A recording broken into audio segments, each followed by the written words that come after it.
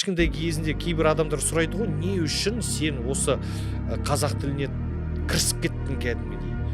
Ол басынан себебі менің ата-анам осылай түсіндіріп отқан еді. Сен өзіңді осы елде көретін болсаң, осы елмен өзін өмірді көретін болсаң өзін, әрине сен бір жағынан емес, бір жағынан қазақ сияқты ойлану керексің дегендей бар ғой.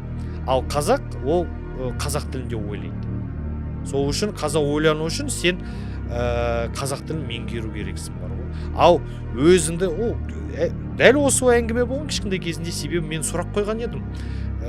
Не үшін кішкентай кезінде ғой, не үшін мына кішкентаймыз ғой, не үшін олар қазақша сөйлеп отыр? Мысалы, мен білмеймін ғой қазақша. Мен орыс тілде сөйлеп отырмын.